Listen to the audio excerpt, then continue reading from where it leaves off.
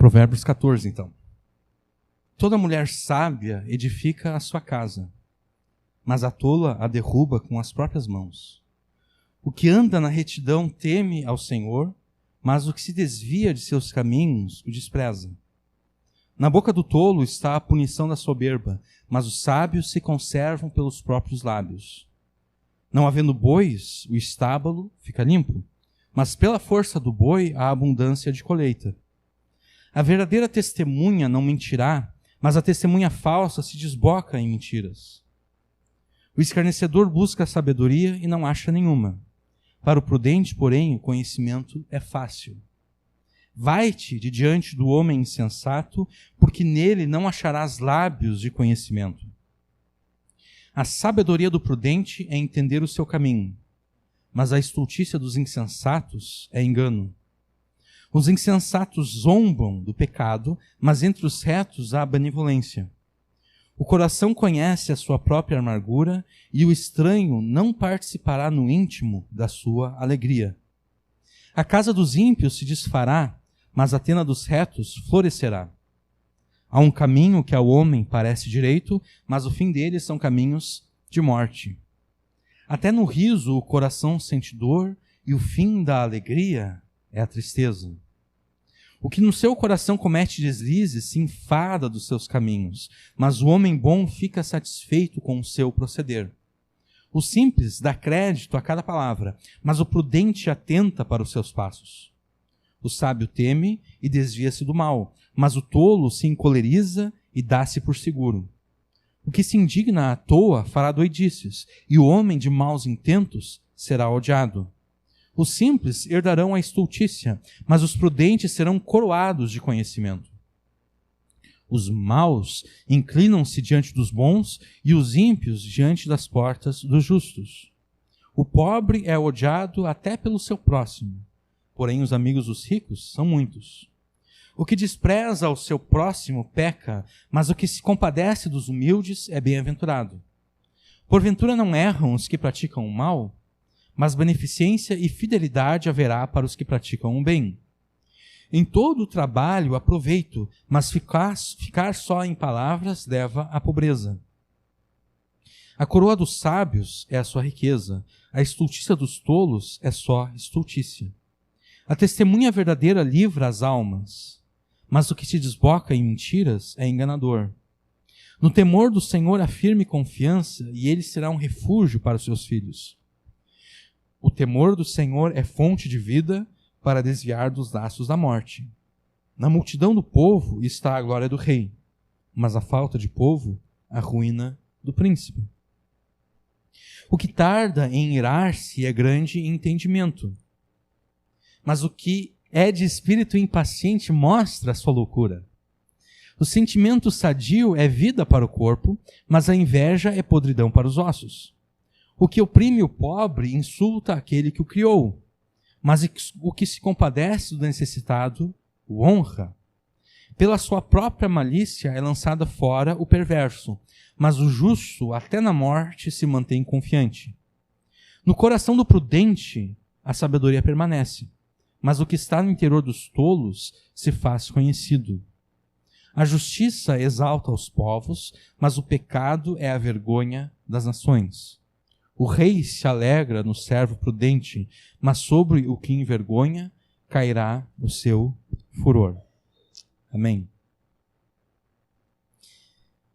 Entender por que nós fazemos as coisas que nós fazemos é extremamente importante. Entender por que nós fazemos as coisas que nós fazemos é uma característica básica que nos separa dos animais.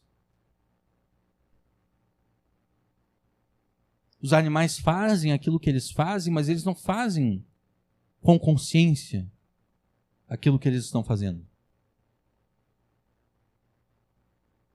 É interessante notar a diferença entre os animais, né? O gato, quando vai fazer as suas necessidades, ele cava um buraco na terra, ele faz as necessidades, depois ele tapa. Já o cachorro não faz isso, né? A gente tem que ir atrás dos cocozinhos que os cachorros fazem para juntar.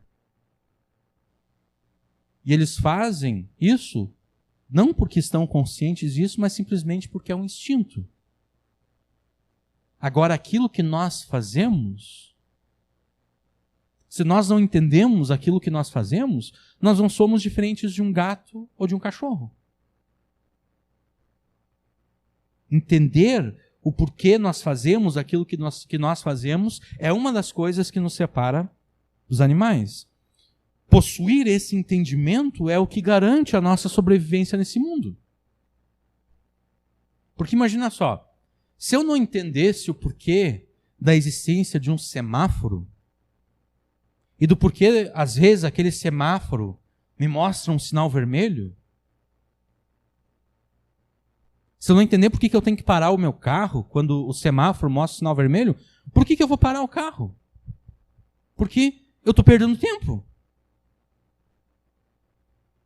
Imagina que eu tenho um trajeto para fazer, eu tenho 10 semáforos no meu trajeto, e a tendência é que eu vou pegar todos eles fechados, eu vou ficar no mínimo 1 minuto parado em cada um daqueles semáforos. Para que eu vou fazer isso? Para que eu vou perder 10 minutos da minha vida?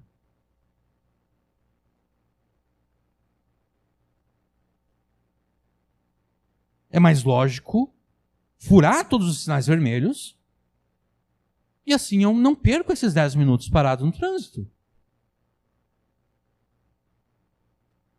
Agora, quando eu entendo que, na verdade, aquele semáforo ali ele existe para organizar o trânsito, para que todas as pessoas possam trafegar com ordem e segurança, aí eu tenho uma razão lógica e moral, inclusive, uma razão que seja lógica e moral, para toda vez que eu ver um sinal vermelho no semáforo, parar o meu carro. Porque eu sei que aquilo ali não foi criado para fazer eu perder tempo. Aquilo ali foi criado para organizar o trânsito. E para garantir que todo mundo vai poder atravessar aquele cruzamento ali com ordem e segurança. Né? Quando os acidentes ocorrem? E quando alguém, por exemplo, não respeita o sinal vermelho. É nessas que alguém morre. É nessas que alguém fica paralítico pro resto da vida.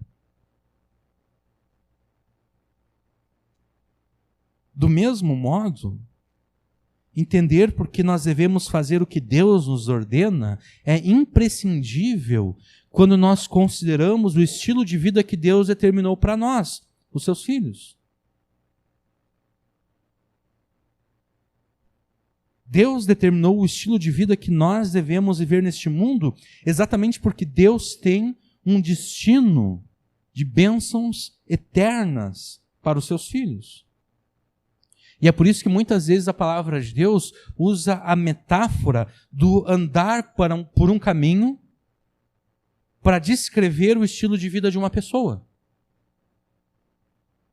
Quase sempre a palavra de Deus usa essa metáfora. A forma como uma pessoa anda, não está falando do jeito como ela anda, o jeito como ela mexe as pernas e o corpo enquanto ela está andando. Quando a Bíblia fala do andar de uma pessoa, a Bíblia está falando do estilo de vida de uma pessoa. Quando a palavra de Deus fala do caminho de uma pessoa, não está falando do trajeto que a pessoa escolheu para fazer de casa até o trabalho aquele dia. Está falando do estilo de vida que aquela pessoa vive no seu dia a dia. O estilo de vida de uma pessoa é tal qual um caminho que a pessoa trilha em direção a um destino. Os filhos de Deus andam pelo caminho de Deus, ou seja, vivem de acordo com um estilo de vida que foi ordenado por Deus. Ou pelo menos deveria ser assim. E o destino final do caminho dos filhos de Deus é a bem-aventurança eterna junto a Deus. Por isso mesmo, os filhos de Deus, eles não podem viver segundo o estilo de vida dos pecadores. Porque como eu posso ter a promessa de um destino eterno de bênçãos,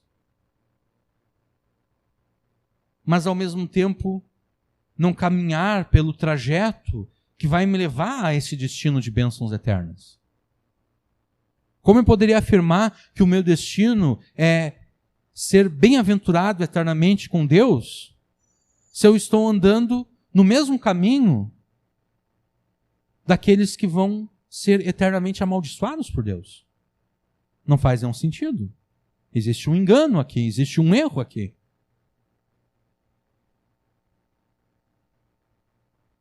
Os filhos de Deus não podem viver segundo o estilo de vida dos pecadores, porque então nós estaremos demonstrando, se nós fizermos isso, se nós nos declaramos filhos de Deus, mas vivemos segundo o mesmo estilo de vida dos pecadores, nós estaremos demonstrando que a nossa confissão de fé em Jesus é falsa.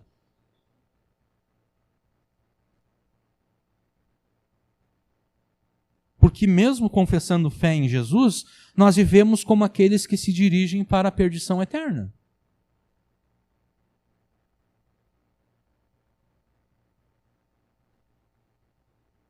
Seria como querer chegar a algum lugar. Eu quero ir no mercado, eu quero ir no Bourbon, eu gosto de ir no Bourbon. Então tem várias rotas que eu posso tomar para chegar no Bourbon. Eu consigo pensar no mínimo 3 aqui que eu posso fazer. Mas de qualquer forma, eu não posso, se eu quero ir para o Bourbon, que é aqui embaixo, eu não posso pegar a BR-116 e começar a arrumar em direção à serra, né? Porque talvez eu vou chegar num outro Bourbon que tenha para lá, mas não no Bourbon aqui perto da minha casa. Eu não posso dizer que eu vou para aquele Bourbon e pegar a BR-116 rumo à serra. Eu não vou chegar naquele Bourbon. Vou chegar na serra. Eu não posso dizer que eu sou filho de Deus, mas viver um estilo de vida igual àquele que é vivido pelos pecadores. Porque eu não vou chegar no destino que Deus prometeu aos seus filhos. Vou chegar num outro destino. Vou chegar num destino de maldição eterna. A falta da perspectiva desses dois destinos eternos, um de bênção e outro de maldição, é o que leva muitos daqueles que afirmam ser filhos de Deus a não andar pelo caminho ordenado por Deus. Eles não têm a perspectiva desses dois destinos eternos. Eles não entenderam que o estilo de vida deles é tal qual um caminho que eles estão trilhando em direção a um destino.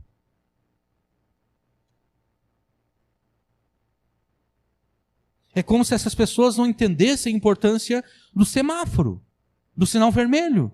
E por isso mesmo, elas resolveram ignorar todos os sinais vermelhos no trânsito. Mas a verdade é pior do que isso. Porque se eu pegar o meu carro e sair por aí ignorando todos os sinais vermelhos na minha frente, o máximo que pode acontecer comigo é eu morrer fisicamente. Eu posso matar outras pessoas, né, junto. Mas o máximo que pode acontecer comigo é eu morrer fisicamente. Agora, aqueles que ignoram o estilo de vida que Deus ordenou para os seus filhos, esses se encaminham para a morte eterna. E o pior é que não é apenas a sua morte eterna, mas também a morte eterna daqueles que estão debaixo da sua influência.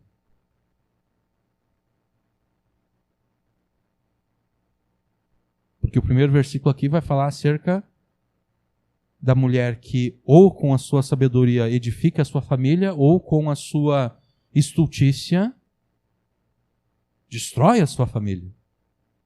Então essa mulher, no caso, ela não está apenas arriscando a sua própria morte eterna, ela está arriscando a morte eterna sua e da sua família. Todos aqueles que estão debaixo da influência dela.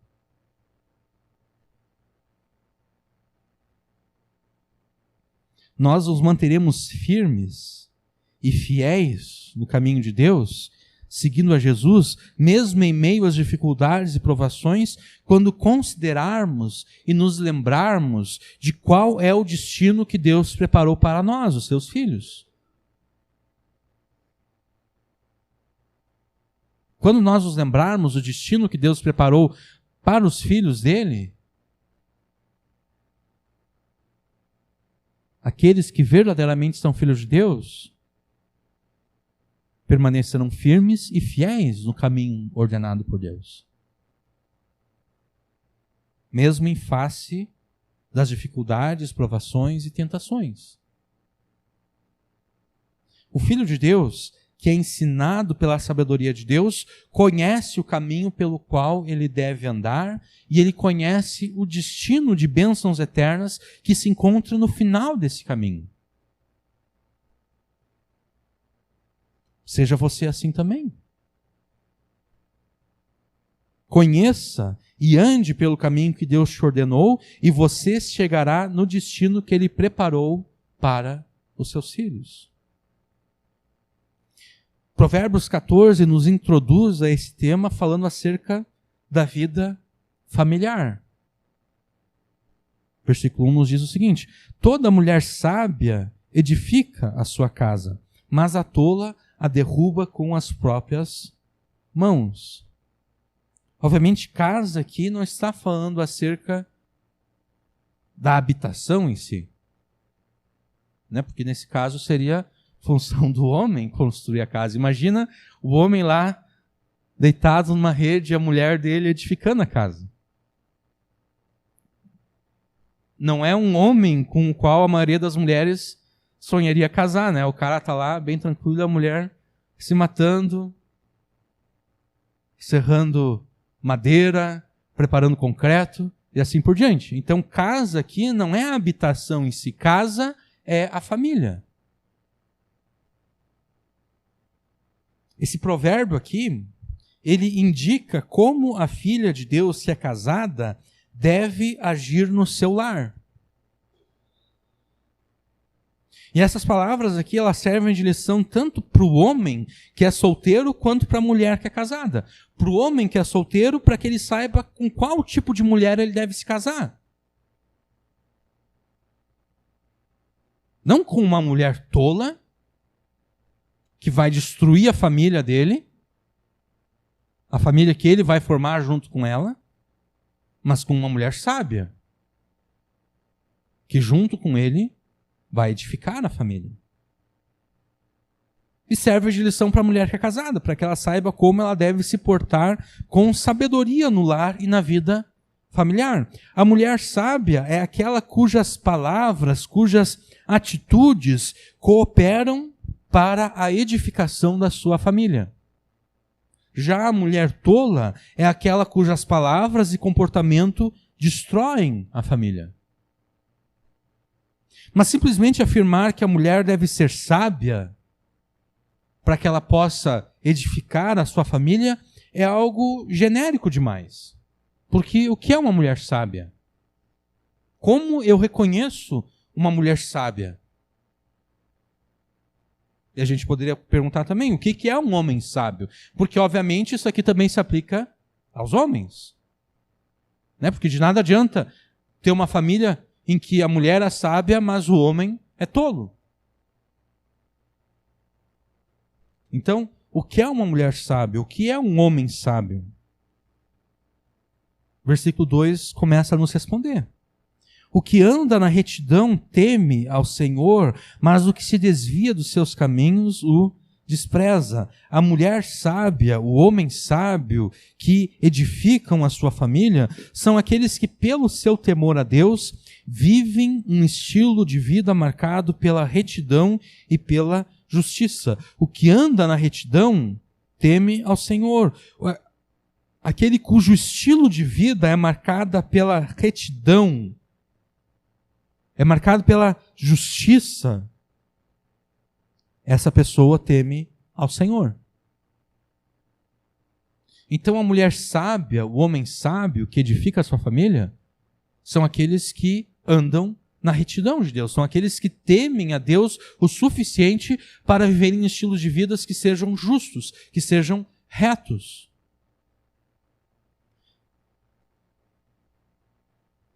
O temor do Senhor é o princípio controlador da sabedoria.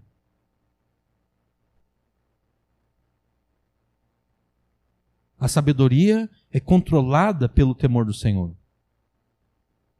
Toda a sabedoria ensinada por Provérbios e pelo restante da palavra de Deus não é de origem humana. Ela procede do próprio Deus. Ela procede do caráter santo e justo de Deus. O temor do Senhor é o princípio que controla a sabedoria, o que significa dizer que fora do temor do Senhor não existe verdadeira sabedoria. A mulher que edifica a sua família é aquela que teme ao Senhor. E pelo seu temor a Deus, ela foi feita sábia.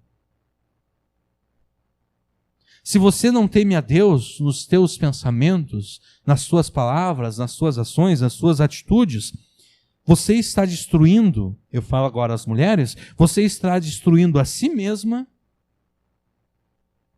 e a tua família.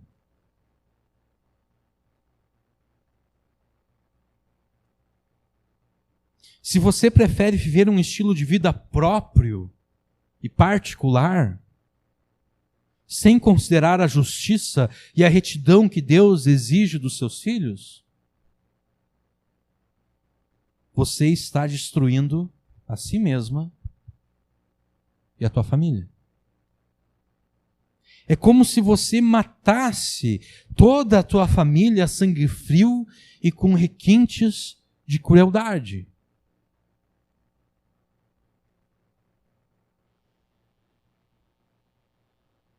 Mas a verdade é pior do que isso.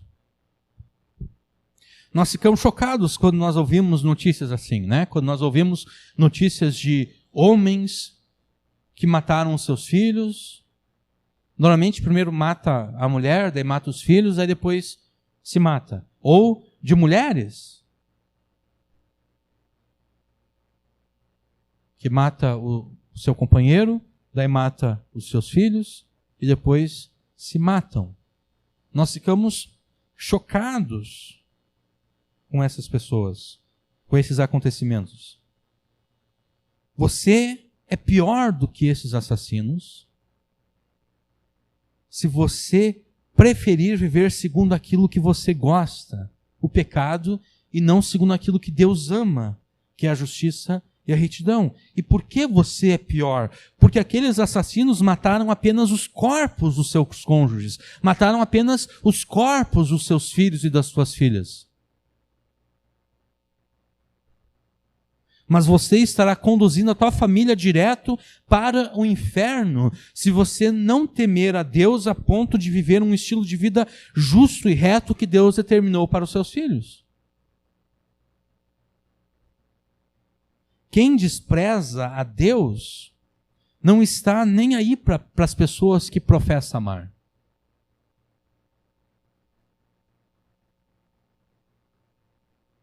Quem despreza a Deus não está nem aí para as pessoas que professam amar. É por isso que nós ouvimos de pessoas que matam as pessoas que professavam amar. Homens que matam as suas mulheres, mulheres que matam os seus maridos, pais que matam os seus filhos, filhos que matam os seus pais e assim por diante. Porque quem despreza a Deus, de fato, não está nem aí para as pessoas que diz amar.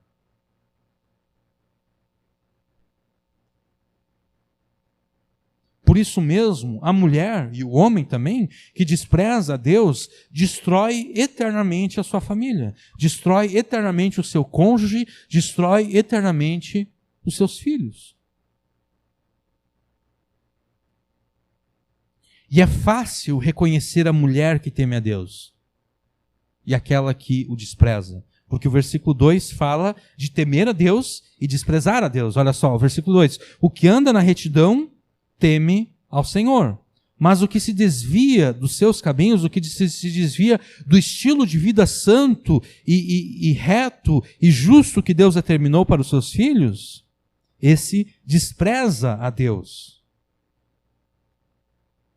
É fácil reconhecer a mulher que teme a Deus e a mulher que despreza a Deus. É fácil reconhecer o homem que teme a Deus e o homem que despreza a Deus. Versículo 3.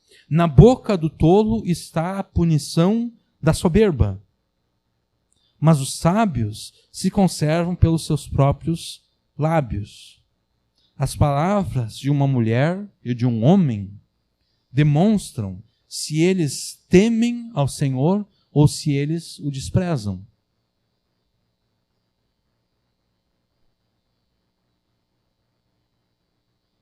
Porque é disso que o versículo 3 fala. Na boca do tolo está a punição da soberba. A boca do tolo aqui se refere àquilo que o tolo fala. E daí na metade do versículo, mas os sábios se conservam pelos seus próprios lábios. Então o tema do versículo 3 aqui é aquilo que é dito, aquilo que é falado. São as palavras que nós falamos. E por palavras aqui, nós nos referimos a tudo aquilo que é dito com os lábios e tudo aquilo que é digitado com os dedos.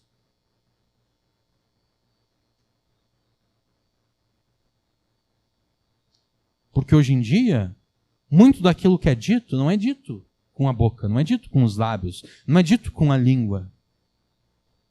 É dito com a ponta dos dedos. Com aquilo que eu digito. Com aquilo que eu posto nas redes sociais.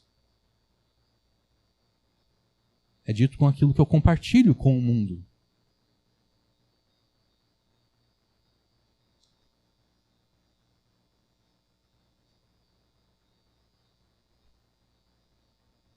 E por que isso? Por que nós reconhecemos o homem e a mulher que temem a Deus e que desprezam a Deus pelas palavras que falam, ou com a sua boca, ou que são digitadas com os seus dedos? Por quê?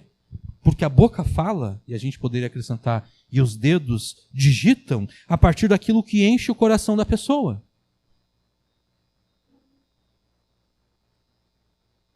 A boca fala e os dedos digitam a partir daquilo que enche o coração da pessoa. E das duas, uma. Ou o coração de alguém teme a Deus, ou o coração daquela pessoa despreza a Deus. Não existe meio termo. Com Deus a gente não pode usar aquele ditado antigo que diz não fede nem cheira. Para mim, Deus é indiferente. Não existe isso com Deus. Ou eu o temo, ou eu o desprezo. Se eu digo que Deus para mim é indiferente, eu já indico que eu estou desprezando a Deus. Não existe posição neutra com relação a Deus. Ou o coração de alguém teme a Deus, ou o coração de alguém despreza a Deus. Se as palavras, a gente pode pensar nos videozinhos que as pessoas gostam de fazer no TikTok, né? Se as palavras proferidas em videozinhos do TikTok ou digitadas nas redes sociais concordam com a justiça e a retidão que Deus exige dos seus filhos, aquela mulher, aquele homem temem a Deus.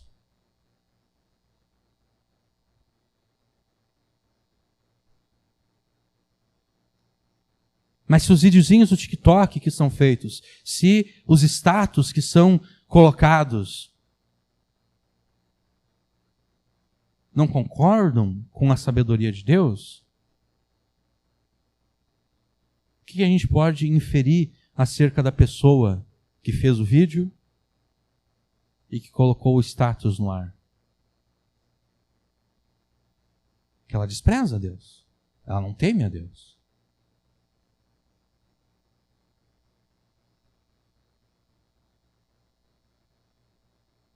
As palavras proferidas e digitadas dessa pessoa contradizem a justiça e a retidão que Deus exige.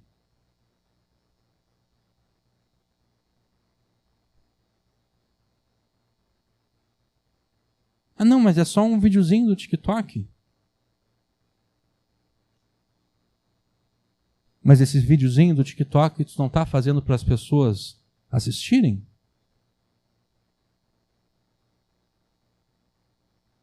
E o que as pessoas que vão assistir vão inferir acerca daquilo que tu crê, se elas de fato levarem a sério as palavras que você está dizendo, ou, o que é muito comum, as pessoas também gostam de fazer o lip sync, né? Tem um áudio já e a pessoa só finge que ela está balbuciando aquelas palavras.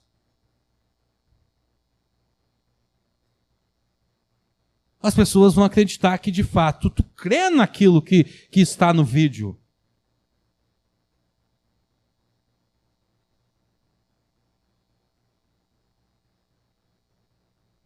E se você faz, você de fato crê.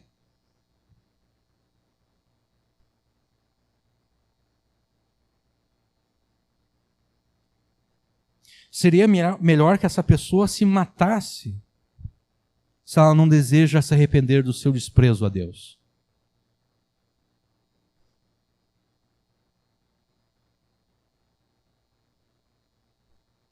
Vocês devem notar aqui que eu qualifiquei. Eu disse que seria melhor que ela se matasse se ela não deseja se arrepender do seu desprezo a Deus.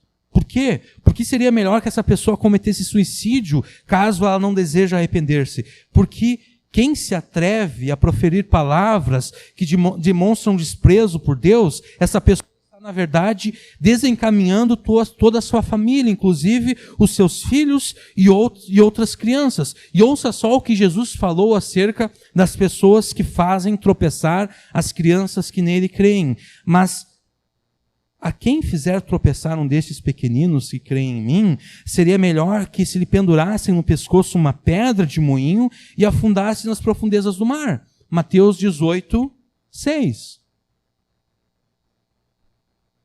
Porque isso aqui nós estamos falando no contexto da mulher sábia que edifica a sua família ou da mulher tola que destrói a sua família.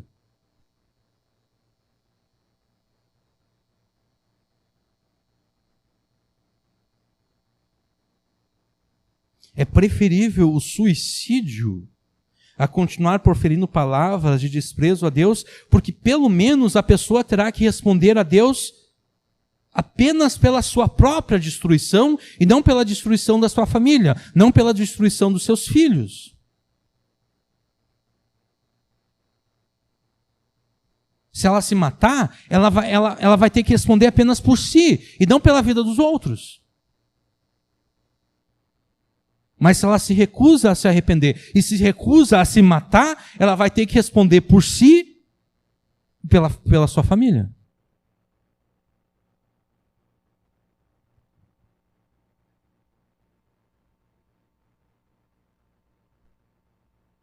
E se seria melhor que o homem ou a mulher que desprezam a Deus cometessem o suicídio ao invés de continuar destruindo a sua família, qual não será o castigo eterno que virá sobre o homem ou a mulher que preferiram destruir a sua família do que preservá-la pelo temor de Deus? Qual vai ser o final? Qual vai ser o castigo que Deus vai impor sobre essas pessoas? Porque nós pensamos que o suicídio é um pecado grave.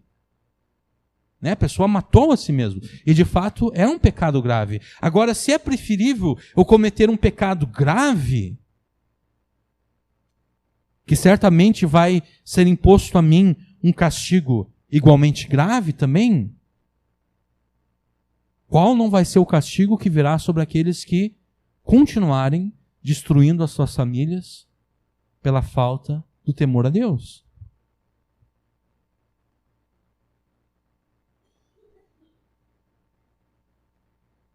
As próprias palavras de desprezo proferidas ou digitadas, elas constituem apenas o começo do juízo de Deus sobre aqueles que o desprezam.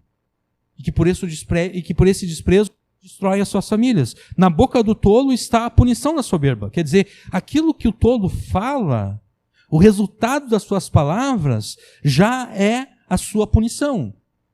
Só que essa punição ela não para aí. É só o início.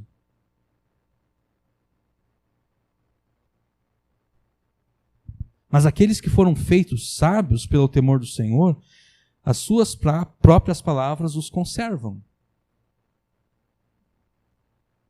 As suas próprias palavras os conservam, porque as suas palavras proferidas e digitadas, elas refletem a justiça e a retidão de Deus.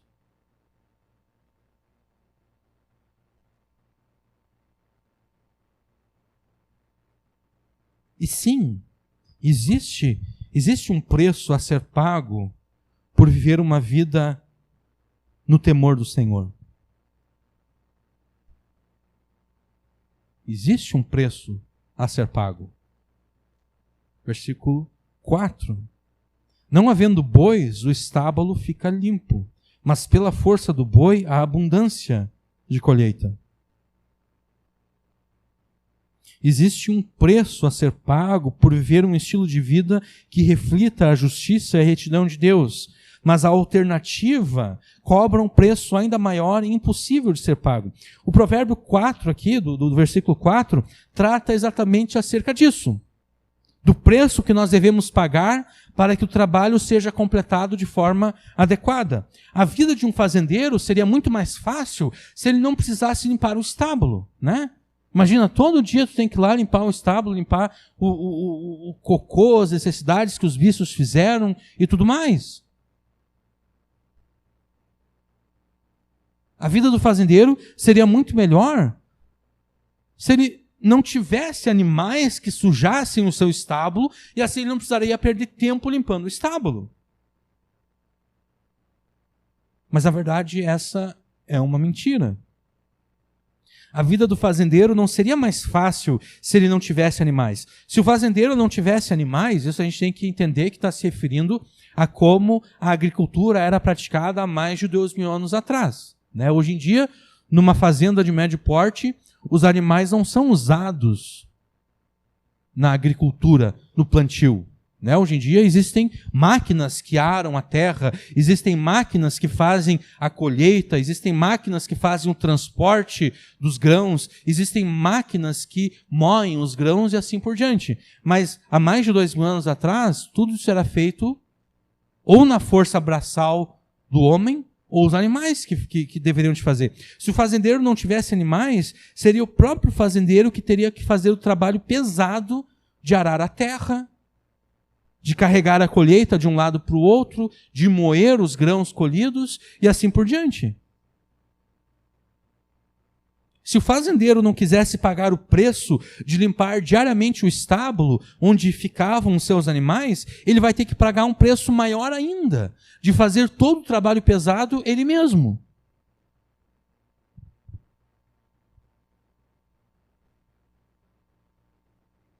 Se nós não quisermos negar a nós mesmos para temer ao Senhor, se não estivermos dispostos a sermos desprezados pelo mundo e pelos pecadores, se não quisermos pagar o preço de sermos fiéis a Deus, nós teremos que pagar um preço ainda maior.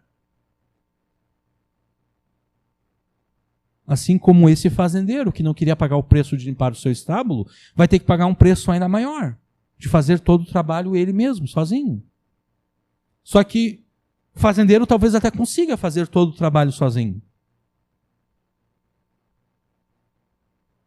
Mas nós, se não quisermos pagar o preço de sermos desprezados pelo mundo, pela nossa fidelidade a Deus, nós teremos que pagar um preço ainda maior e, na verdade, impossível de ser quitado.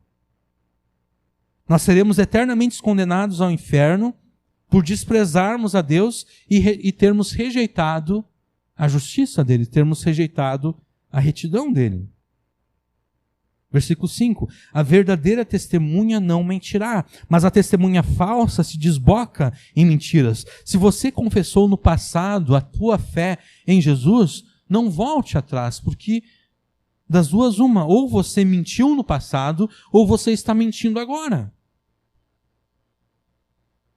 Se você um dia confessou a fé em Jesus, e agora está querendo voltar atrás, ou aparentemente voltou atrás, ou você mentiu no passado, aquilo que você chamava de fé, na verdade não era fé, ou você está mentindo agora. Você de fato creu em Jesus, mas está negando a Jesus agora, está mentindo, e está como Pedro, que diz lá, eu não conheço esse homem. Eu sei que eu tenho o mesmo sotaque lá do pessoal da Galileia, mas só porque eu sou da Galileia e Jesus é da Galileia, não quer dizer que todas as pessoas da Galileia se conheçam, não quer dizer que todas as pessoas da Galileia sejam amigos. Eu não conheço esse homem, eu não sei quem ele é. Pedro estava mentindo, porque ele conhecia Jesus, ele sabia quem era Jesus, e ele cria em Jesus, muito embora agora ele estivesse dizendo que não.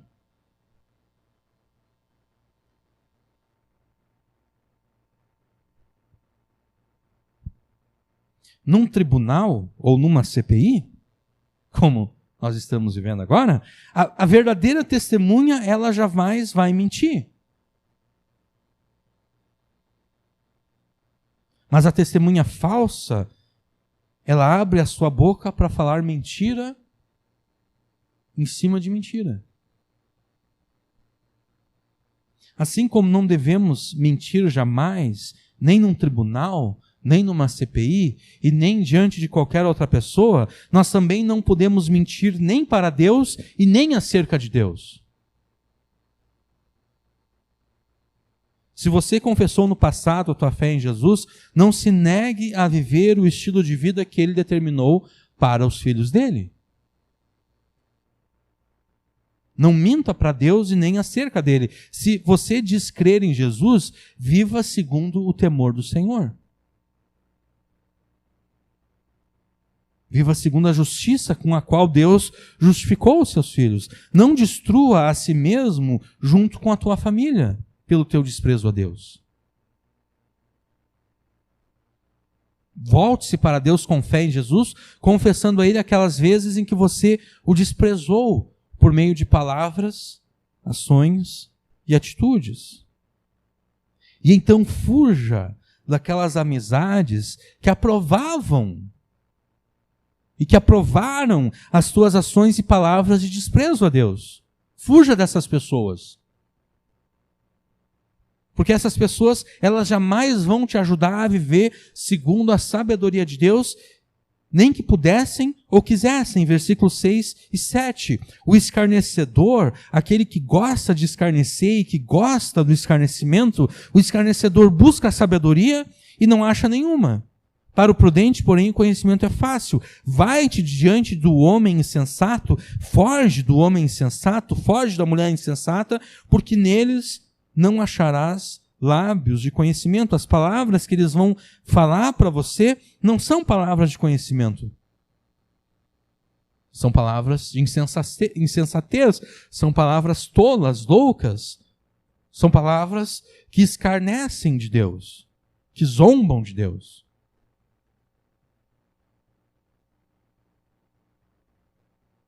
Então, já que você está se voltando para Deus com fé em Jesus, arrependendo-se de todas as vezes em que você o desprezou por meio das suas palavras e ações, agora o próximo passo é fugir daquelas pessoas que no passado aprovaram e aprovavam as suas palavras e ações de desprezo a Deus.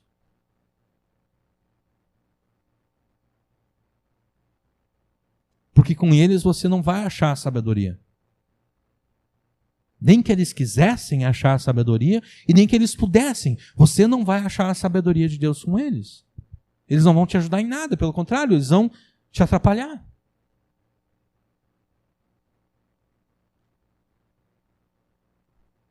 Versículo 8. A sabedoria do prudente é entender o seu caminho, mas a estultícia dos insensatos é engano. Você que é filho de Deus, você tem acesso à sabedoria de Deus e deseja a sabedoria de Deus.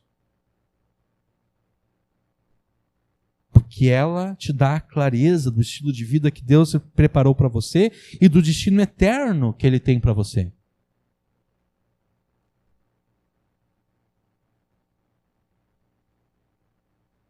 Mas os insensatos,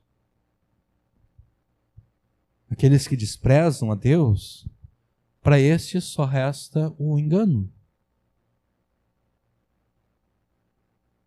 Tudo aquilo que eles sabem, tudo aquilo que eles conhecem, na verdade é falso, é mentira, é engano. No final das contas não vale nada, porque aquilo que é mentiroso, aquilo que é falso, aquilo que é enganoso, não vale nada. Só tem valor aquilo que é verdadeiro, aquilo que é real.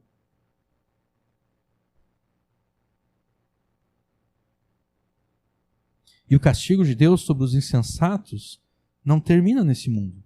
Começa já nesse mundo, mas não termina nesse mundo. Porque se terminasse nesse mundo, então, né? Não seria tão ruim assim. Mas não termina nesse mundo. Continua e continua eternamente.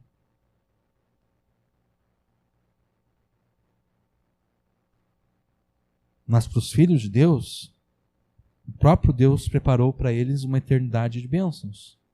e conhecendo o seu destino eterno de bênçãos, os filhos de Deus se empenham por entender como seu Pai Celeste determinou que as suas vidas sejam.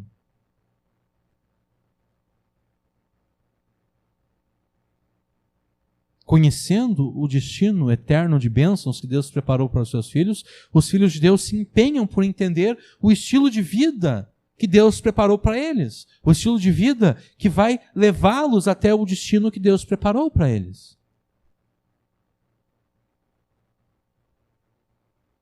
Por isso que enquanto os insensatos zombam do mandamento que ordena o arrependimento dos pecados e a reparação do mal causado, aqueles que vivem segundo a justiça de Deus fazem ambas as coisas. Tanto se arrependem, quanto reparam aquilo que foi causado de mal. Versículo 9.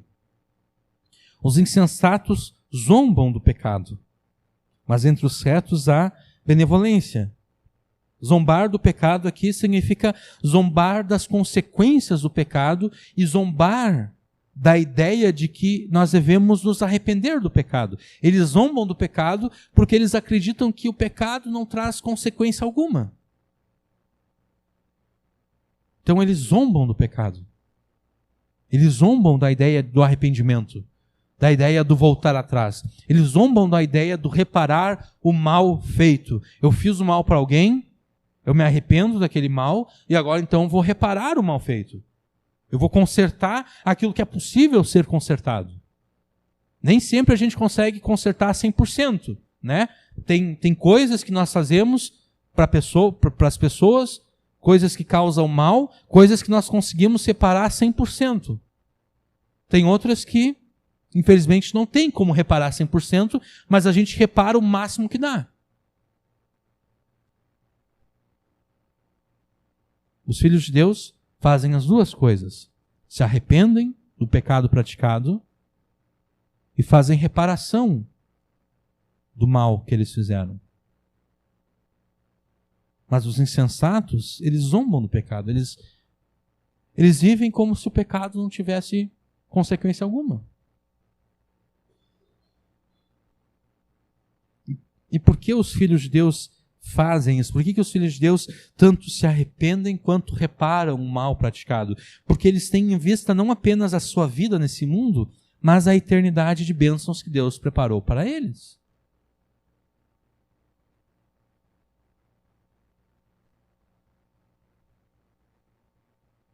O coração conhece a sua própria amargura.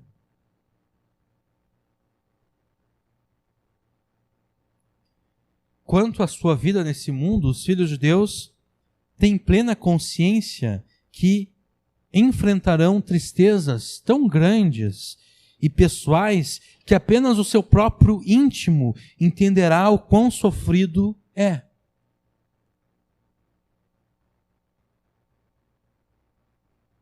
Só o coração conhece a sua própria amargura. Os filhos de Deus entendem isso. Entendem que eles enfrentarão tristezas tão grandes, tão pessoais, que ninguém mais vai conseguir compreender a dor sentida.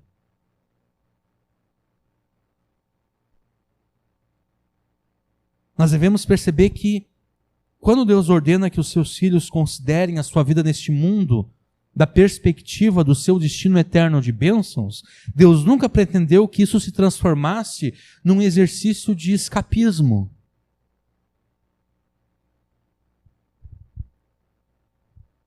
De fuga, de negação do sofrimento que nós experimentamos enquanto vivemos este mundo. A Bíblia de Deus nunca nos ensina a nós nos tornarmos escapistas, a nós nos tornarmos negacionistas, é uma palavra que está em moda, né? Nos tornarmos negacionistas do sofrimento. Porque existem teologias por aí e evangelhos que são negacionistas do sofrimento.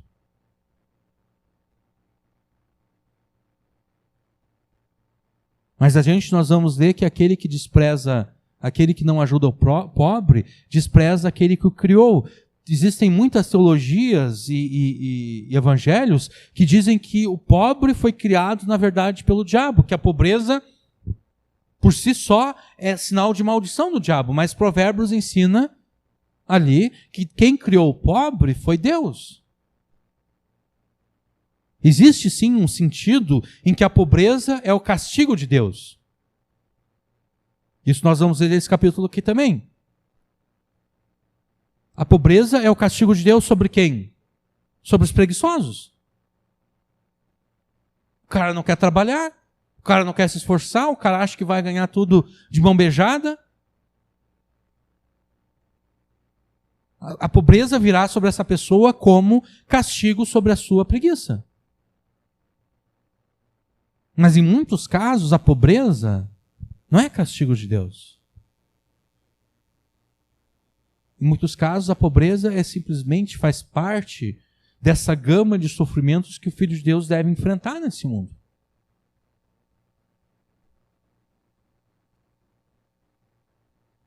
Então existem evangelhos e existem teologias por aí que são negacionistas, que são escapistas, que negam a existência do sofrimento, que dizem que o Filho de Deus é filho do rei e que o Filho de Deus só pode experimentar do bom e do melhor nesse mundo e que o Filho de Deus nunca vai passar por períodos de tribulação, de tristeza, de lutas. E que o Filho de Deus nunca vai enfrentar dificuldades, e que o Filho de Deus nunca vai ficar doente, e que nada de mal nunca vai chegar à tenda do Filho de Deus, porque afinal de contas está escrito lá no Salmo 91.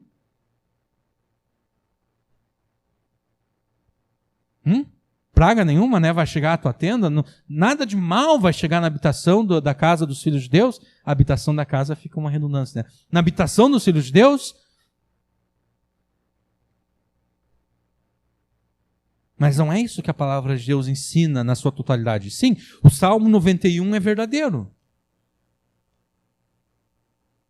Mas o Salmo 23 também é verdadeiro. O Salmo 23 fala de andar no vale da sombra da morte. Os dois são verdadeiros.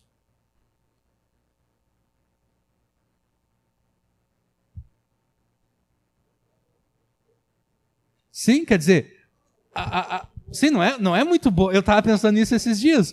Deus vai preparar uma mesa na presença dos inimigos, quer dizer, é na presença dos inimigos. Não é uma coisa agradável tu comer. Tu gosta de ter uma mesa farta na presença dos amigos, na presença das pessoas que gostam de ti, que estão fazendo o bem para ti. Mas o Salmo 23 fala de Deus preparar uma mesa na presença dos inimigos. O Salmo 23 é verdadeiro, o Salmo 91 é verdadeiro. Os dois salmos falam de circunstâncias diferentes, de períodos diferentes na vida do Filho de Deus. Vai ter um momento em que na minha vida vai estar se cumprindo o Salmo 91. Nenhum mal vai chegar à minha tenda. 1000 vai cair ao meu lado, 10.000 à minha direita, mas eu não vou ser atingido. E vai ter um outro período na minha vida que eu vou estar vivendo o Salmo 23. Eu vou estar andando pelo vale da sombra da morte. Eu vou estar tal qual aqui no versículo 10. O coração conhece a sua própria amargura.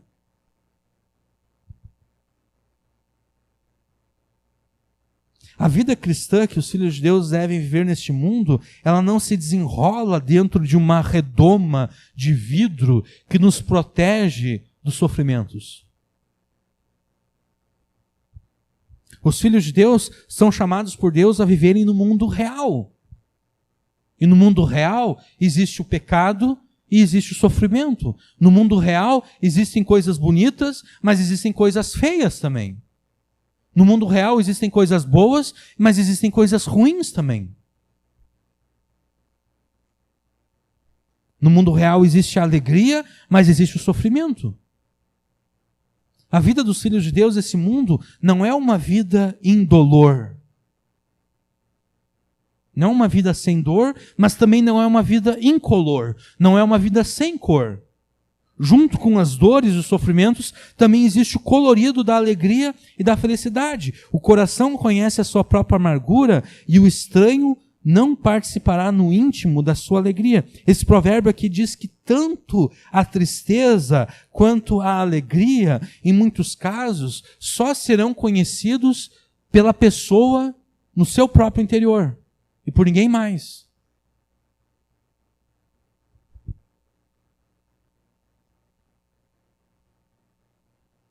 Assim como muitas vezes apenas Deus, e cada um de nós em particular, apenas nós e Deus, conseguiremos perceber a profundidade do sofrimento que nós enfrentamos e ninguém mais, assim também a alegria e a paz que invadem o nosso coração não serão compreendidos por ninguém mais, apenas nós e Deus. E a paz de Deus, que ultrapassa todo entendimento, guardará os corações, os vossos pensamentos em Cristo Jesus. Isso é Filipenses 4:7. Essa paz que excede todo entendimento, que gera essa alegria nos nossos corações, que ela é tão íntima que ninguém, além de nós mesmos e Deus, participamos dela. Essa paz e alegria, elas se manifestam ao mesmo tempo em que os nossos corações são assaltados com aquela tristeza que também nos fere tão intimamente. Quem olha de fora enxerga apenas a razão para a tristeza e para a dor, embora não consiga compreender todo o sofrimento suportado. Quem nos vê não consegue compreender como é que nós podemos permanecer firmes e firmados, porque não enxerga nem a paz e nem a alegria que combatem a tristeza dos nossos corações. Mas para que nós experimentemos essa paz, essa alegria que excede o entendimento, é necessário que nós abandonemos toda a ansiedade pelas nossas orações e ação de graças a Deus. Porque antes de escrever acerca da paz de Deus, que ultrapassa todo o entendimento, Paulo escreveu o seguinte: não andeis ansiosos por coisa alguma. Pelo contrário, sejam os vossos pedidos plenamente conhecidos diante de Deus por meio de oração e súplica com ações de graças. E então a paz de Deus, que ultrapassa todo o entendimento, guardará o vosso coração e os vossos pensamentos em Cristo Jesus. É necessário oração para que essa alegria que vem de Deus, essa paz que vem de Deus, possa combater e possa derrotar a tristeza que assalta os nossos corações. E é no contexto dessa guerra espiritual íntima e sangrenta entre a paz e a alegria de Deus contra a nossa tristeza, é no meio dessa guerra que Deus abençoa os seus filhos e as suas famílias e castiga os ímpios. Há um caminho, versículo 11, a casa dos ímpios se desfará, mas a tenda dos retos florescerá. É no meio dessa luta entre a tristeza e a alegria que Deus abençoa os seus filhos e as suas famílias e castiga os ímpios. E é nesse mesmo contexto também de guerra espiritual íntima e sangrenta entre a paz e a alegria de Deus contra a nossa tristeza, que nós devemos viver o estilo de vida que agrada a Deus e não aquele estilo de vida que nos agrada. Versículo 12. Há um caminho que ao homem parece direito, mas o fim dele são os caminhos da morte. Por vezes, nós nos sentiremos tentados a viver o mesmo estilo de vida daqueles que desprezam a Deus, daqueles que pecam contra Deus, na esperança de experimentar pelo menos uma parcela da mesma alegria que os pecadores experimentam.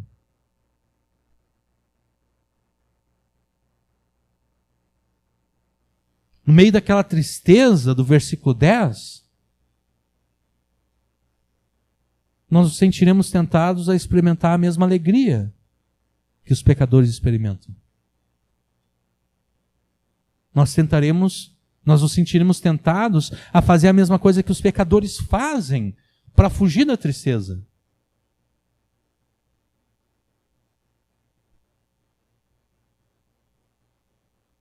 Mas uma coisa nós devemos ter muito clara nas nossas mentes. Aquilo que aos homens parece direito, diante de Deus, na verdade, são caminhos de morte.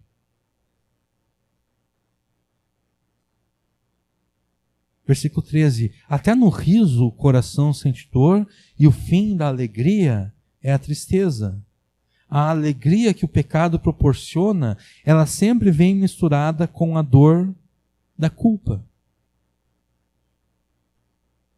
E o fim dessa alegria pecaminosa é a tristeza que antecede o justo juízo de Deus, que vai condenar os seus inimigos, que vai condenar aqueles que o desprezam. Então, não tente fugir da tristeza do teu coração usando a falsa alegria que o pecado proporciona. Não troque a alegria que provém de Deus, a única alegria que de fato pode derrotar a tristeza e a dor do teu coração, não troque a alegria de Deus pela alegria do pecado. Porque olha o que o versículo 14 diz. O que no seu coração comete deslize, se enfada dos seus caminhos, mas o homem bom fica satisfeito com o seu proceder. Deus castigará até mesmo os pecados que são cometidos no coração. Aquele que comete deslize no seu coração. Deus vai castigar até mesmo os pecados que são cometidos apenas no coração, apenas na mente, apenas com os pensamentos. E a primeira instância desse castigo, ela já se manifesta nesse mundo. A primeira instância desse castigo, desse juízo de Deus contra aqueles que o desprezam, é levá-los a enfadar-se e a entediar-se com os seus pecados. A pessoa comete determinados pecados porque aqueles pecados trazem uma certa alegria para ela. Mas daqui a pouco aquela alegria já não é mais suficiente. Ela está enfadada daquilo que ela sente por meio daquele pecado. É mais ou menos com relação ao uso de drogas ou ao uso do álcool. Né? Se eu estou usando o álcool para tentar, com o álcool, resolver algum problema meu, como diria aquela piada, por que o bêbado bebe? Ele bebe para esquecer. Esquecer o quê? Bom, agora ele já não sabe mais o que ele tinha que esquecer, porque ele já bebeu e já esqueceu. Se a pessoa bebe para esquecer os problemas, se a pessoa faz uso de drogas para esquecer os problemas, daqui a pouco, aquilo que conseguia levar as pessoas a esquecer os problemas e a sentir pelo menos um pouquinho de alegria neste mundo, ainda que fosse uma alegria passageira, não é mais suficiente. Ela tem que beber mais. E ela tem que usar mais drogas, com mais frequência, e drogas que têm um efeito mais pesado. É assim que funciona com o pecado. O castigo de Deus sobre os pecadores é levar os pecadores a se enfadar com seus próprios pecados. E o que vai acontecer com essa pessoa? Ela vai procurar pecados mais pesados, da mesma forma que o alcoólatra vai procurar se embebedar mais, da mesma forma que o drogado vai procurar se drogar mais, o pecador vai procurar pecados mais pesados, porque agora ele está entediado com os pecados que ele sempre cometeu.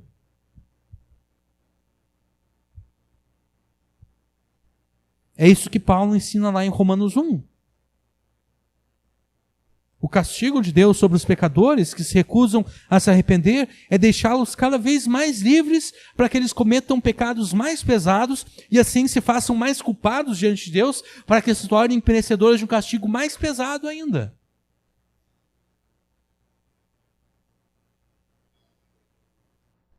Deus muitas vezes, ou quase sempre, age conforme aquele pai e aquela mãe que meio que perdeu paciência com o seu filho. O filho está querendo fazer alguma coisa e o pai e a mãe sabem que não vai dar certo, o filho e a filha vão se machucar, vai doer, mas eles ficam insistindo. Aí o pai pensa, bom, meu filho só vai aprender o que é dor quando ele sofrer um pouquinho, né? Então, faz aí então. Faz o que tu quer fazer. Aí depois vem o filho, vem a filha chorando porque se machucou. Viu? O pai vai dizer, viu? Eu falei para não fazer, mas tu é teimoso, então me escuta. Deus age assim com os pecadores.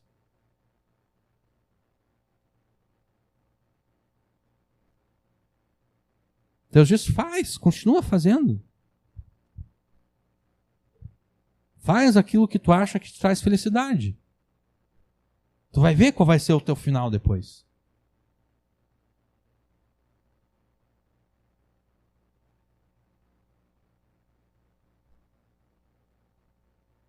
O castigo de Deus sobre os pecadores que se recusam a se arrepender é deixá-los livres para que eles cometam ainda mais pecados e assim se destruam a si mesmos.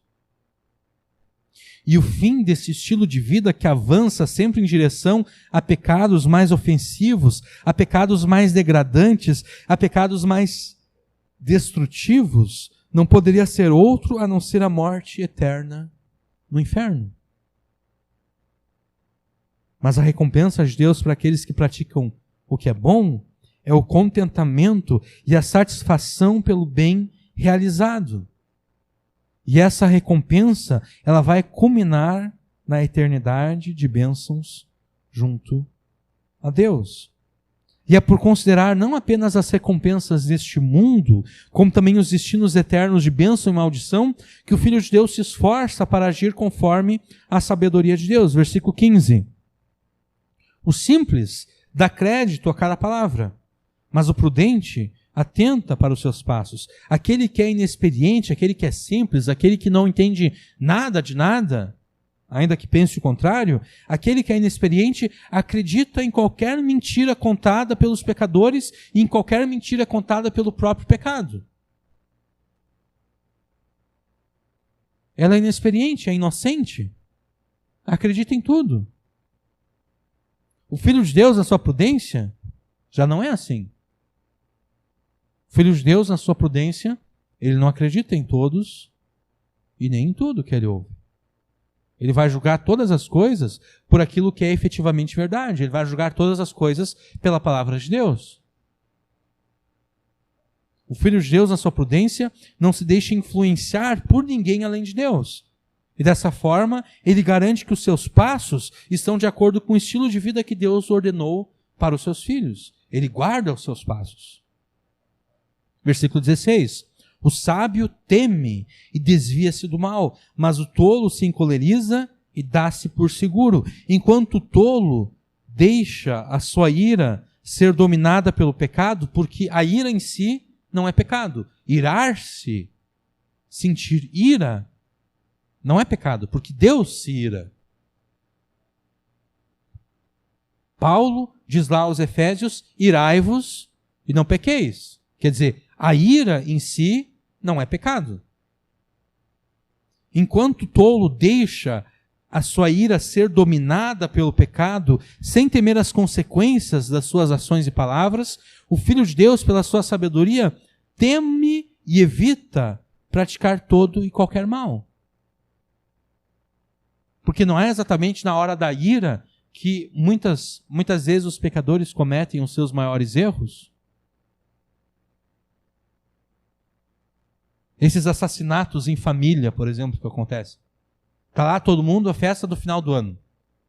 Todo mundo festejando, tudo, todo mundo bebendo. Aí, de repente, alguém fala alguma coisa e a pessoa se irrita. Ela fica irada. Ela pega um revólver e mata a pessoa que ofendeu. Ela pega uma faca, um espeto, um facão, qualquer coisa, e mata a pessoa que ofendeu. Ela deixou a sua ira ser dominada pelo pecado.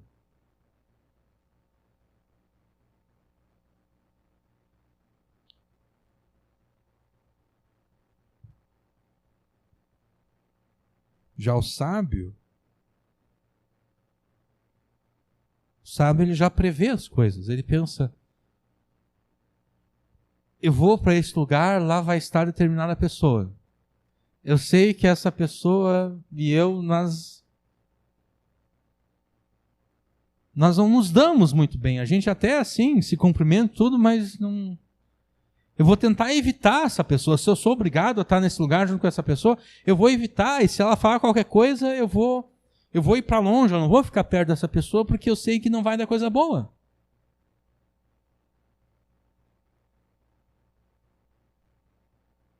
O sábio teme e desvia-se do mal. Versículo 17. O que se indigna à toa fará doidices, e o homem de maus intentos será odiado. O Filho de Deus evita a todo custo a ira pecaminosa e sem razão. Aquele que se indigna à toa, a pessoa ficou irada, mas a ira dela é à toa, não tinha razão para ela ficar irada. Como uma notícia terrível que há umas 2 semanas atrás, eu acho, deu. Não sei se o homem era pai ou padrasto do menino, coitado. O menino estava tendo dificuldades para fazer a lição de casa. Daí o pai ou o padrasto, não sei, parece que já estava meio bêbado, se irritou com o menino, espancou o menino até a morte. Quer dizer, o fato da criança estar tendo dificuldades em fazer a lição de casa não é um motivo justo para o pai ou o padrasto ficar irado. É uma ira à toa, sem razão. O Filho de Deus evita a todo custo a ira pecaminosa e sem razão, porque sabe que a indignação nos leva a praticar tolices e maldades, como nesse caso, que resultam no ódio das outras pessoas, porque agora esse homem, obviamente, ele é odiado pelas outras pessoas. Né? Ou como eu li, não sei se foi ontem ou hoje que eu li, o cara lá se separou da mulher, e a mulher não gostou muito da separação, e daí o casal tinha uma filha, parece que de 11 meses, a mulher ficava maltratando a criança de 11 meses para tentar chamar a atenção do homem que tinha deixado ela. Aí a população tomou conhecimento, lá, os vizinhos tomaram conhecimento, pegaram e espancaram a mulher, deixaram a mulher quase morta na rua. Por quê? Porque esse é um tipo de ira que é correto. Claro que fazer justiça com as próprias mãos é errado, mas esse tipo de ira que vê uma mulher maltratando uma criança de 11 meses é um tipo de ira que agrada a Deus, porque Deus também se ira com isso. Só que, obviamente, eu tenho que saber direcionar a minha ira. Eu não posso fazer justiça com as minhas próprias mãos.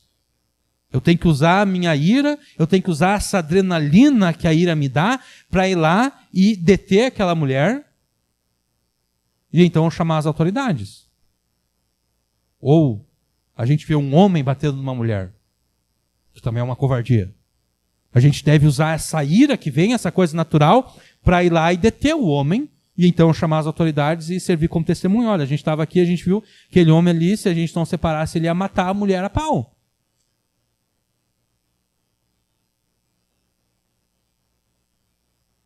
O Filho de Deus evita a todo custo a ira pecaminosa e sem razão, porque sabe que a indignação nos leva a praticar tolices e maldades que resultam no ódio das outras pessoas. Versículo 18. Os simples herdarão a estultícia, mas os prudentes serão coroados de conhecimento. Aqueles que são inexperientes, que são simples, por desprezarem a Deus e rejeitarem a sua sabedoria, essas pessoas herdam isso mesmo, herdam a sua estultice, herdam a sua insensatez, que é típica daqueles que não temem a Deus. Mas os que se deixam ensinar por Deus e pela sua sabedoria serão premiados com o conhecimento do próprio Deus. E o conhecimento que Deus concede aos seus filhos os permite viver uma vida tão digna que no último dia até os maus e ímpios se prostrarão diante dos filhos justos de Deus. Versículo 19. Os maus inclinam-se diante dos bons e os ímpios diante das portas dos justos. Muitas vezes os maus e ímpios, eles desprezam os filhos de Deus e pisam sobre os filhos de Deus, perseguem os filhos de Deus e fazem todo o mal contra os filhos de Deus. Mas quando os filhos de Deus se manifestarem no último dia junto com Jesus, então os maus e ímpios que serão forçados a se dobrar diante de Jesus e reconhecê-lo como Senhor, como Rei dos Reis e Senhor dos Senhores, eles também se prostrarão diante dos justos, diante dos filhos de Deus. Versículo 20. O pobre é odiado até pelo seu próximo. Porém, os amigos dos ricos são muitos. Talvez durante a sua vida nesse mundo, os filhos de Deus enfrentarão a pobreza. E junto com a pobreza, a falta de amigos. Porque quem é que quer ser amigo do pobre? Né? Quem é que quer ser amigo do pobre, daquele que nada tem? E não apenas nada tem, mas aquele que precisa da ajuda dos outros. Quem é que quer ser amigo dessa pessoa?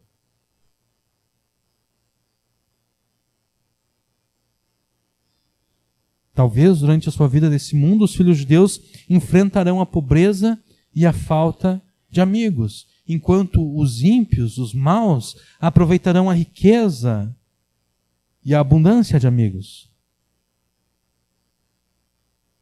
Mas aqueles que desprezam os filhos de Deus por serem pobres, pecam.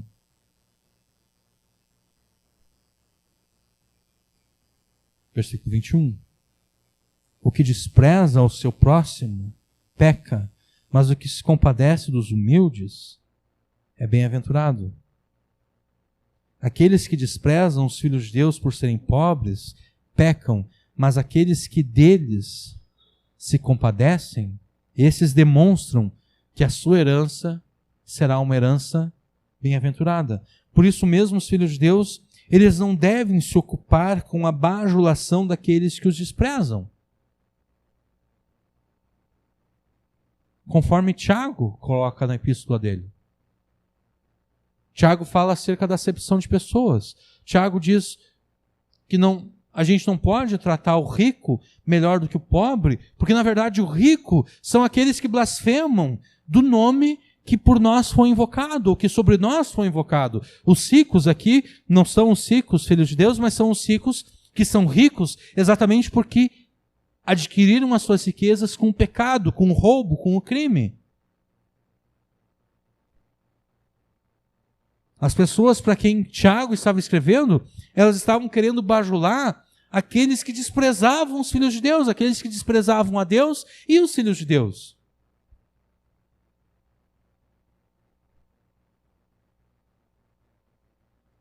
Os filhos de Deus não devem se ocupar com a bajulação daqueles que os desprezam. Não tente conquistar o respeito daqueles que desprezam você por você ser um filho de Deus. Não perca tempo tentando ser amigo daqueles que não temem o teu Pai Celestial e o desprezam.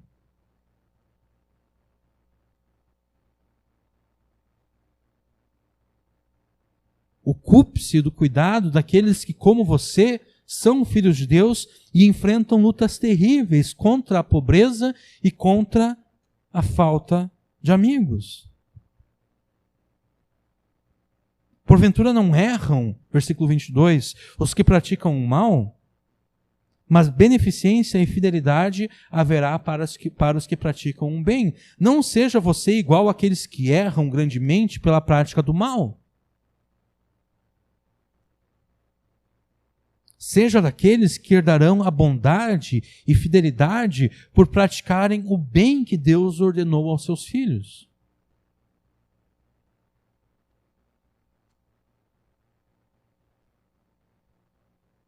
Versículo 23. Em todo trabalho há proveito, mas ficar só em palavras leva à pobreza. Não se limite apenas às palavras e aos planos. Se esforce e trabalhe de forma a glorificar a Deus. E então você não será pobre para com Deus. Esse provérbio aqui afirma que todo trabalho é digno de ser realizado e que todo trabalho paga o seu salário. Ao passo que aquele que fica apenas nas suas palavras, essa pessoa vai enfrentar a pobreza. E isso é verdade. O castigo de Deus sobre o preguiçoso é a pobreza.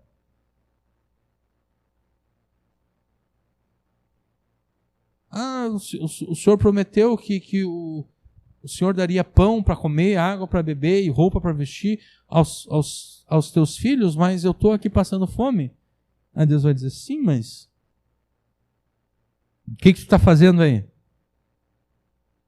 Eu estou descansando aqui, Deus. Eu estou descansando aqui na minha rede, não sei o quê. Aí Deus vai dizer, bom, é isso mesmo, né? Eu não te dei forças para trabalhar, eu não te dei capacidade para trabalhar, eu não te dei inteligência para trabalhar. Te deu? Que te deu? O Senhor me deu, sim, Senhor. Então usa isso. Não seja como o Kiko. Eu sempre me lembro do Chaves, né? Eles estão lá discutindo quem é mais burro do que quem e tudo. E daí estão dizendo que não sei quem que chegou atrasado na distribuição de cérebros, ou uma coisa assim. Não, esse é outro caso. O Kiko nunca usou o cérebro. Alguém disse que o Kiko nunca usou o cérebro e o Kiko ficou feliz. A mãe dele não ficou feliz, porque a mãe dele sabia o que significava, né? Mas o Kiko ficou feliz, porque ele pensou, bom, o meu cérebro está no vinho em folha, eu nunca usei ele. O problema é que se a gente não usa o cérebro vai atrofiando. Né? Para as pessoas que desenvolvem Alzheimer, por exemplo, um dos segredos para combater a doença é a pessoa ficar ativa do ponto de vista intelectual. Ela não pode se largar, ela tem que se colocar a ler, se colocar a aprender novas coisas para que o cérebro fique ativo. Se a pessoa desenvolve Alzheimer e daí ela passa o dia inteiro na casa dela parada sem exercitar o cérebro dela vai definhar de fato. É necessário exercitar o cérebro. Deus nos deu capacidade para nós fazermos coisas, então nós devemos fazer aquilo que Deus nos deu capacidade para fazer. Em todo trabalho há proveito.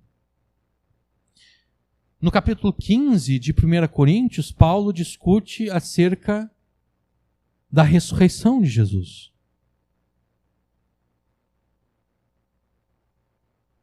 E Paulo discute acerca do significado da ressurreição de Jesus. Paulo discute acerca de como a ressurreição de Jesus aponta para a ressurreição escatológica de todos os filhos de Deus. Paulo mostra como a ressurreição de Jesus implica o reinado de Jesus sobre os céus e a terra, à destra do Pai, até que todos os inimigos sejam derrotados. Porque importa que ele reine até que todos os inimigos sejam derrotados, até que todos os seus inimigos sejam colocados debaixo dos seus pés. E Paulo termina esse capítulo dizendo o seguinte, portanto, eu não vou saber agora citar literalmente, mas mais ou menos o seguinte, não é em vão o trabalho que é feito no nome do Senhor. Por que não é em vão? Porque Jesus ressuscitou, porque nós vamos ressuscitar, porque Jesus está reinando à destra de Deus. O trabalho do Filho de Deus, por mais insignificante que pareça ser, não é um trabalho em vão. Pode parecer insignificante, pode parecer uma coisa tão banal, tão desnecessária, tão desinteressante. Mas Deus é glorificado por esse trabalho que parece ser banal e desinteressante.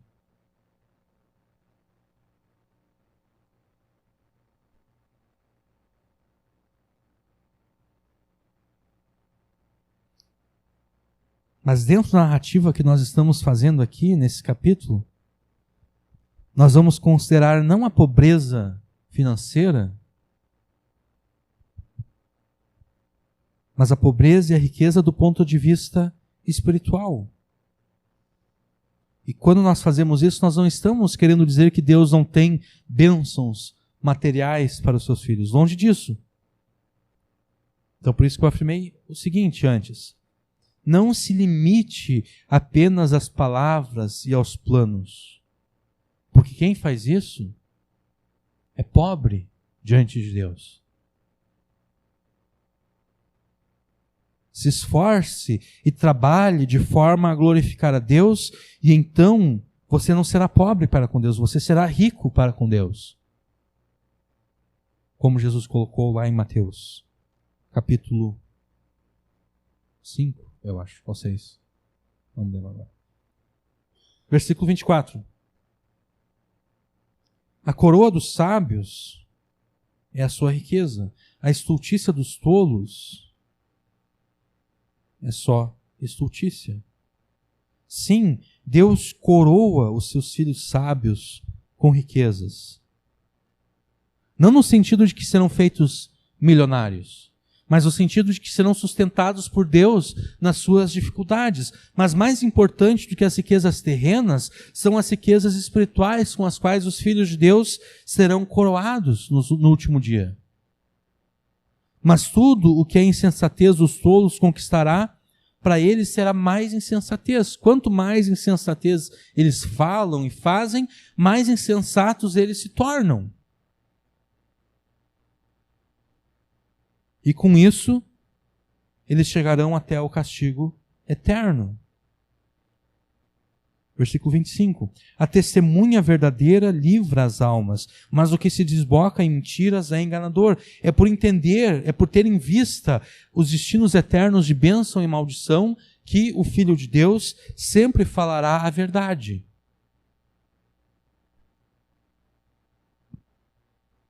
Sempre falará a verdade. E a verdade, acima de todas, acerca da qual o Filho de Deus falará, é o Evangelho. Para que possa libertar as almas daqueles que estão presos. Daqueles que estão enganados nas suas tolices, nas suas insensatez, não vou botar o plural aqui, que estão enganados na sua forma insensata de viver. Que são tão inocentes do ponto de vista espiritual que se deixam enganar pelo pecado. Inocentes aqui não no sentido de uma criança inocente que não tem mal no coração, mas no sentido da pessoa inocente que não entende como o mundo funciona.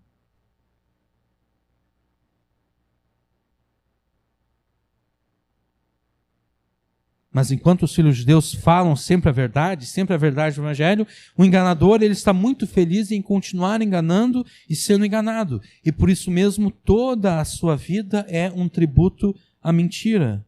Ele se desboca em mentiras.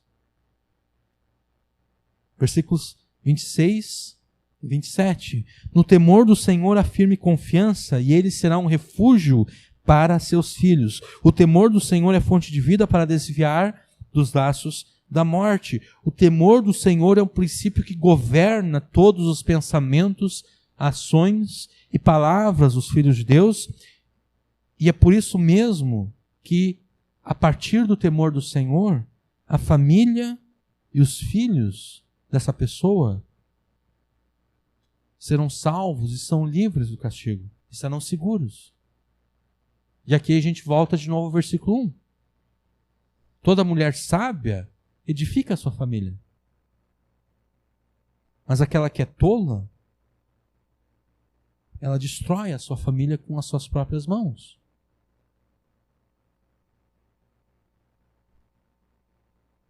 Versículo 29.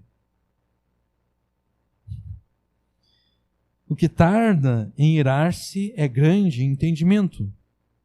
Desculpe, eu pulei o versículo 28, né? Versículo 28. Na multidão do povo está a glória do rei, mas na falta de povo, a ruína do príncipe. Isso a gente percebe claramente com as pesquisas de intenções de voto para a eleição do ano que vem. Né? Qual é o maior temor dos candidatos à presidência? É que não tenha nenhum povo atrás deles apoiando o seu nome.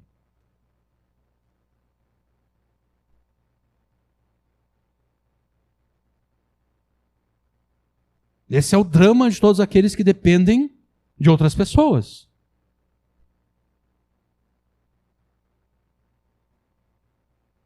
Mesmo que lhe faltem os amigos e companheiros fiéis, o Filho de Deus, ele não é como os políticos.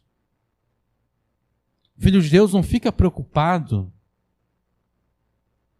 se ele não tem ninguém apoiando ele. O Filho de Deus não se sente arruinado nem desamparado, porque Deus está com ele. Ele não é como os príncipes deste mundo que precisam da aprovação do povo. Agora sim, versículo 29. O que tarda em irar-se é grande entendimento, mas o que é de espírito impaciente mostra a sua loucura. O Filho de Deus também vai imitar o seu Pai celestial e será tardio em irar-se, porque Deus é tardio em irar-se. Ele vai mostrar a paciência e a longanimidade que os loucos que desprezam a Deus não possuem. Versículo 30. O sentimento sadio é vida para o corpo, mas a inveja é a podridão dos ossos. E mesmo quando a vida não parecer justa ao Filho de Deus, mesmo quando a providência de Deus lhe parecer pesada, o Filho de Deus não terá inveja daqueles que usufruem daquilo que ele não tem, mas gostaria de ter.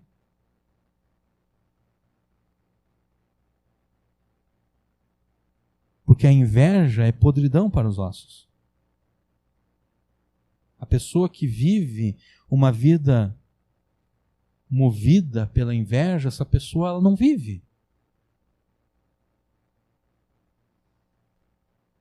Ela sempre está em função dos outros, em função daquilo que os outros têm e ela não tem. E daí ela não vive a própria vida.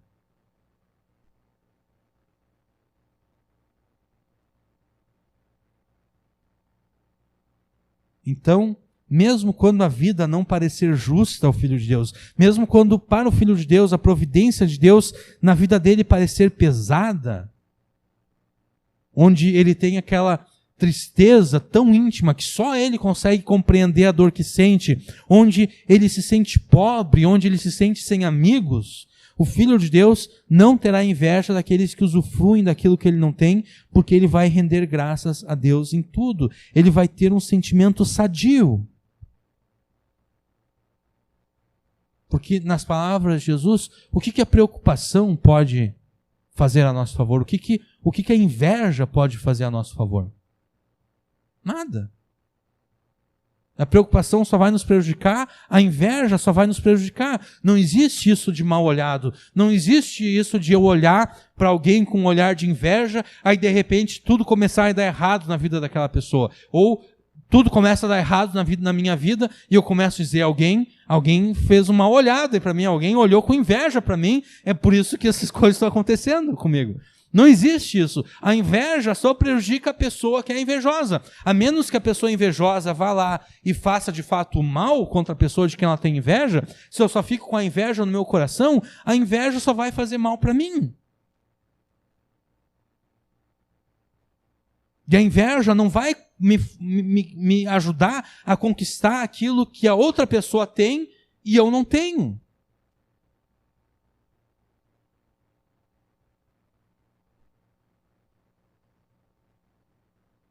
Muito melhor do que a inveja é a ação de graças a Deus.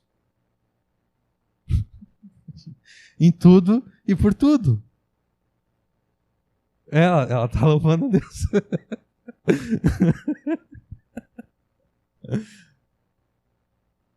Muito melhor do que a inveja é a ação de graças a Deus. Porque pelo menos a ação de graças traz aquela paz que excede todo o entendimento que Paulo fala lá na epístola que ele escreveu. E traz essa alegria que nós vemos ali no versículo 10. Versículo 31. O que oprime o pobre insulta aquele que o criou, insulta a Deus que criou o pobre. Mas o que se compadece do necessitado honra a Deus. O Filho de Deus, ele também vai se compadecer daquele que tem menos do que ele. E dessa forma ele vai honrar a Deus. Eu gostaria de saber como é que eu poderia honrar a Deus. Bom, tu vai honrar a Deus ajudando o necessitado, ajudando o pobre, ajudando aquele que nada tem.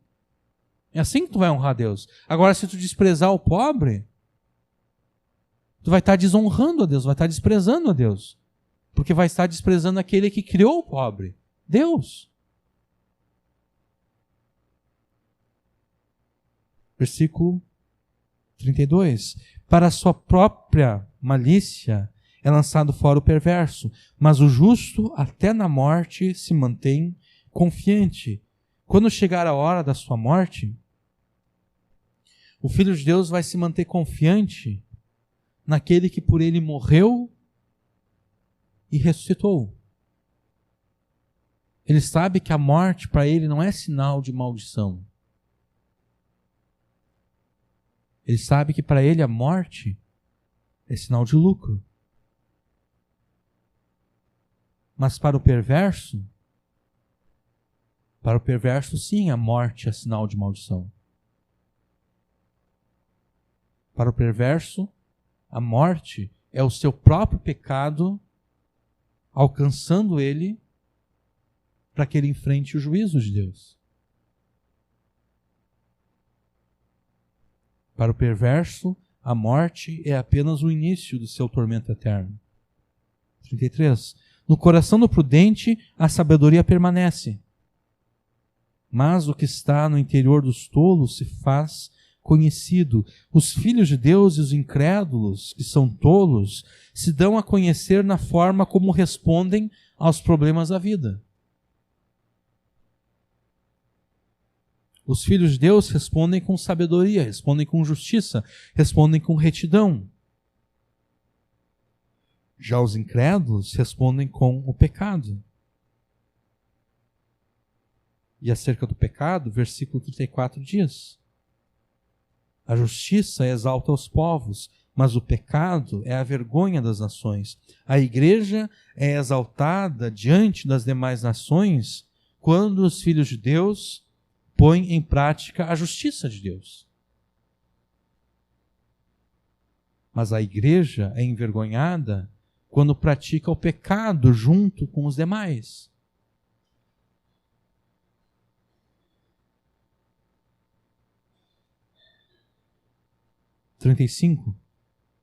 O rei se alegra no servo prudente, mas sobre o que o envergonha cairá o seu furor. Aqui está falando acerca de um rei, de fato, um rei humano, mas nós podemos aplicar isso a Jesus. No último dia, o Rei dos Reis e Senhor dos Senhores, ele vai se alegrar nos seus servos prudentes, naqueles que viveram um estilo de vida segundo a sabedoria de Deus, que agiram e falaram conforme a justiça e a retidão de Deus. Mas sobre aqueles que o envergonham pela prática do pecado, sobre eles virá a ira. Enquanto que a ira de um rei humano é uma ira passageira, é uma ira que termina com a morte daquele que o envergonhou, a ira de Jesus, a ira do Cordeiro, não será extinguida. A ira do Cordeiro permanecerá para sempre, ardendo contra os pecadores no inferno. Você tem consciência, né? Você que dirige, você tem consciência porque deve parar o seu carro toda vez que vê um sinal vermelho no semáforo. Você sabe por que deve parar o seu carro. Você também deve ter consciência do porquê deve fazer aquilo que Deus ordena que você faça. A razão é simples. Existem dois destinos eternos. Um de bênção e outro de maldição. E o estilo que você vive nesse mundo é tal qual uma estrada, é tal qual um caminho que você está tomando.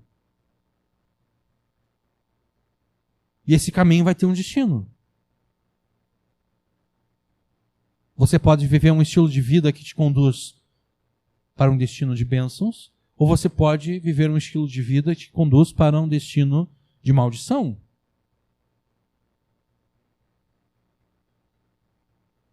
Aqueles que pela fé em Jesus temem a Deus e vivem um estilo de vida segundo a sabedoria de Deus, um estilo de vida segundo a justiça e a retidão que foram ordenadas por Deus, esses se encaminham para uma eternidade de bênçãos junto com Deus. Uma eternidade de bênçãos que o próprio Deus preparou para os seus filhos. Mas aqueles que desprezam a Deus e preferem viver na prática do pecado que tanto amam, além de degradarem e humilharem a si mesmos, essas pessoas também envergonham o próprio Senhor Jesus, conforme o último provérbio aqui que nós lemos. E sobre este já agora permanece a ira de Deus.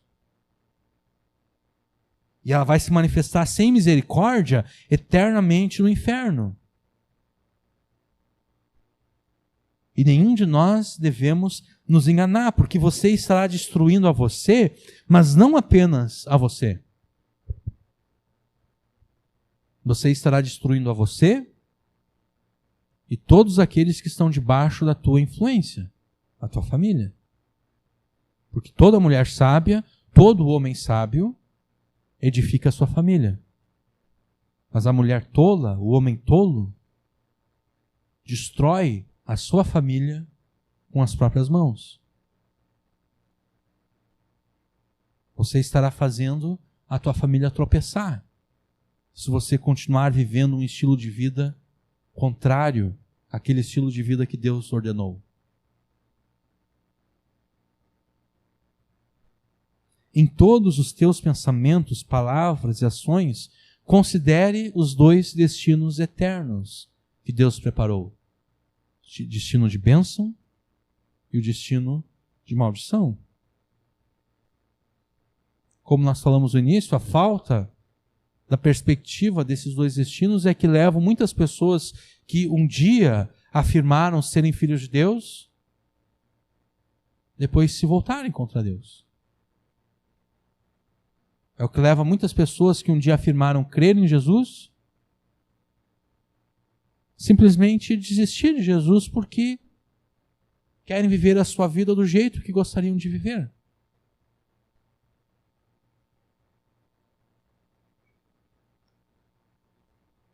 Nós nos manteremos firmes e fiéis no caminho de Deus, seguindo a Jesus, mesmo em meio às dificuldades e provações, mesmo em meio às tristezas que nós vimos no versículo 10, quando nós considerarmos e nos lembrarmos de qual é o destino eterno que Deus preparou para os seus filhos e prometeu a todos aqueles que creem em Jesus.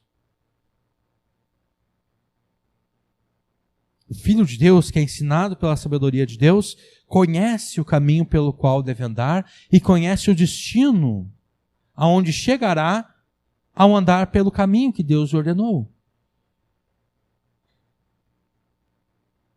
Conheça o caminho de Deus. Mas não apenas conheça o caminho de Deus.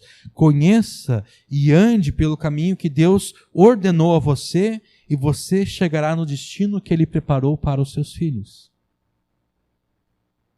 Amém.